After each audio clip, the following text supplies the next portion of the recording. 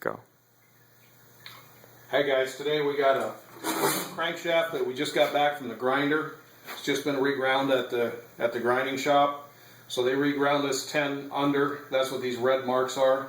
So this crank is what we call 10-10. 10 thousandths under on the mains and 10 thousandths under on the rods. Usually they'll use red to denote that. The thing that I want to talk to you about today is final cleaning this crankshaft. When you get this crankshaft back from the grinding shop, it is not ready to put into the motor. One of the things we have to do is we have to take a rifle brush and make sure that we clean these oil holes really good.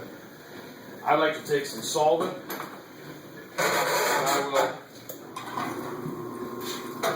will use some solvent on this and get in here and just scrub these oil holes really good, because there's always going to be some residual crud left over in here, especially from the grinding process. There could be grinding material in there. There could be some dirt left in there, even from the batting process. So if you look close at this, you can see that as I do this, there's kind of some dirt and some black crud that's coming out of there on each one of these. We got to make sure we get rid of all that. And we got to make sure these oil holes are absolutely clean. You can probably see that right there. So you want to just really scrub these holes. And take some extra time and scrub these holes. A crankshaft or any engine component for that matter cannot be too clean, but it can be too dirty. So if you over clean it, then everything's going to be fine. But if you under clean it, you're going to have problems. So we want to go through and final wash all of these oil holes, every single one of them, because these are oil passages and we have to make sure that they are totally clean.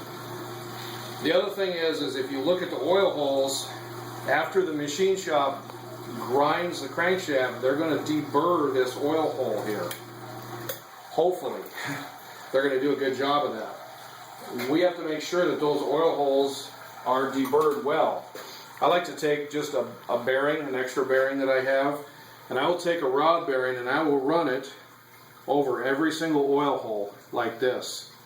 And I want to make sure that that is not gouging this bearing, putting a gouge in it. If it is, then what you have is you have a burr on that oil hole, and you're going to have to get in there with a file and fix that somehow.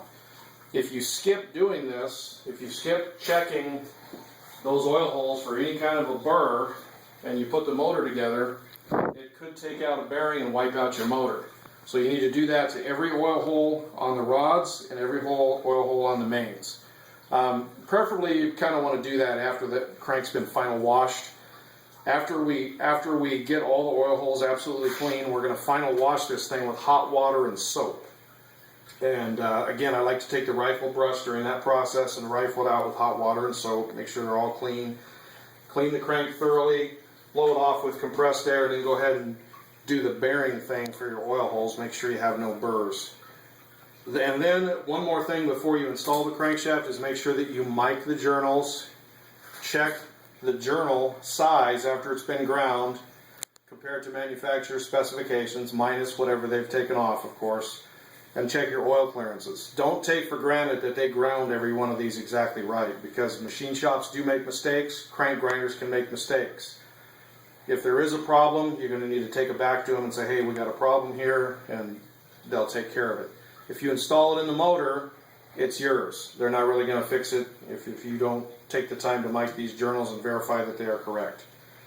Other than that, once you get those steps done, get the crank in. But I just wanted to kind of let everybody know that it's not a good idea, and it's actually not acceptable at all to get a crankshaft back from a machine shop after it's been reground and just put it in the motor.